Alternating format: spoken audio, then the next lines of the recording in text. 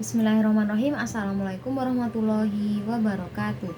Perkenalkan, kami dari kelompok 4 yang beranggotakan saya sendiri, Haryanti Durukmananda Safitri, dengan nomor NIM 205221244. Kemudian rekan saya, Vindi Indah Zafitri, dengan nomor NIM 205221246. Selanjutnya ada Asri Puspinaningsih dengan nomor NIM 205221249. Dan yang terakhir, Mar'atus Solihah dengan nomor NIM 205221121. Di sini kami akan memaparkan materi mengenai sistem informasi dalam kegiatan global saat ini. Untuk materi selanjutnya akan dibacakan oleh rekan saya. Yang pertama yaitu hal-hal baru yang terdapat dalam sistem informasi manajemen. Yang pertama, teknologi. Di dalam teknologi ini terdapat platform cloud computing berkembang sebagai inovasi di dalam bidang bisnis. Selanjutnya, data berkapasitas yaitu besar dan perkembangan platform digital online sudah menyaingi komputer personal. Selanjutnya yaitu manajemen, di mana dalam manajemen ini terdapat aplikasi intelijen bisnis yang semakin cepat. Yang terakhir yaitu organisasi. Di dalam organisasi yaitu terdapat bisnis jejaring sosial dan telework atau pekerja dari jarak jauh memperoleh tempat di dunia kerja. Hubungan sistem informasi dengan globalisasi. Sistem informasi sebagai dasar utama dalam mempercepat arus lalu lintas dalam rantai pasokan.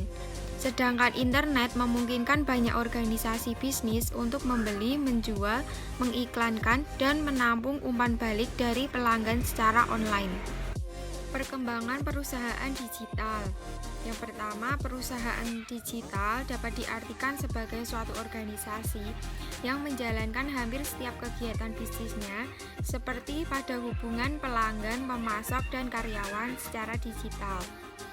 Yang selanjutnya, proses bisnis mengacu pada serangkaian kegiatan logis berorganisasi dan berkoordinasi dengan dikembangkan secara logis dari waktu ke waktu untuk memberikan hasil dan ciri khas yang unik bagi bisnis suatu perusahaan.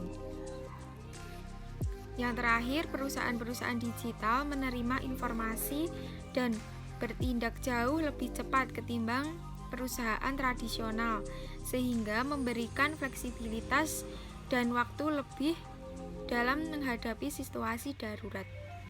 Untuk materi selanjutnya yaitu tujuan bisnis strategis dan sistem informasi. Secara spesifik, terdapat 6 tujuan bisnis strategis yang mendorong perusahaan bisnis berinvestasi dalam jumlah besar di bidang sistem informasi.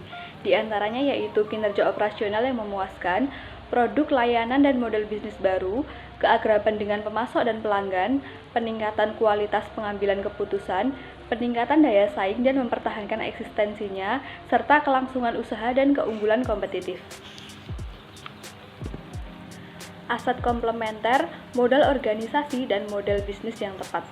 Aset komplementer adalah aset-aset yang diperlukan untuk memperoleh nilai dari investasi utama.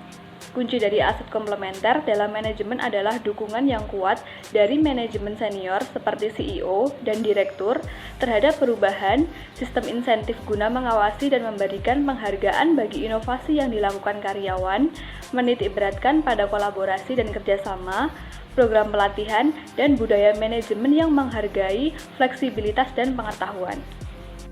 Pendekatan kontemporer terhadap sistem informasi. Secara umum, bidang ini ditinjau dari dua sudut, yaitu pendekatan perilaku dan pendekatan teknis.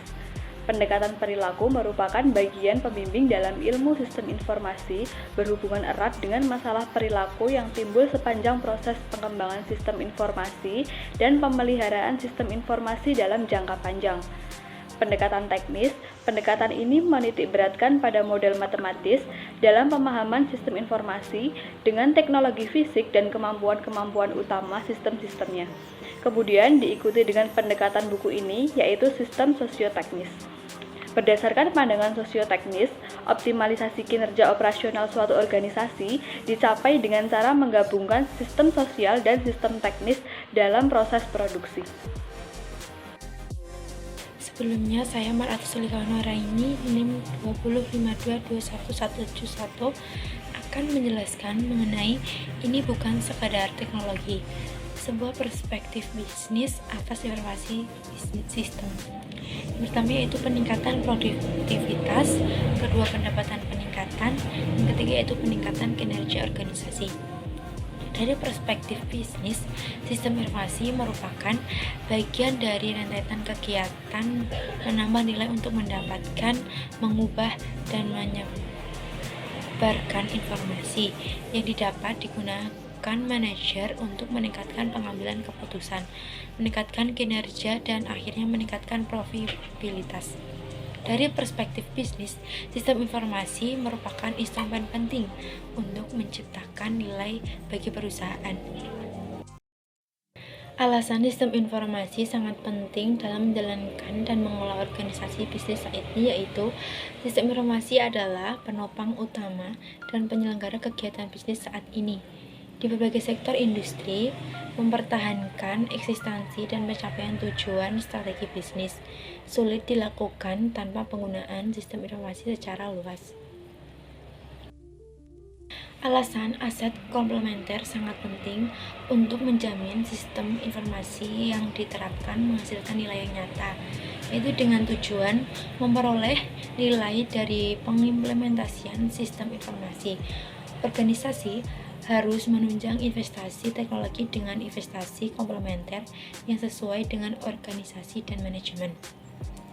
Aset komplementer dapat berupa model dan proses bisnis yang baru, budaya organisasi, dan perilaku manajemen yang mendukung, standar teknologi yang sesuai, regulasi, dan hukum.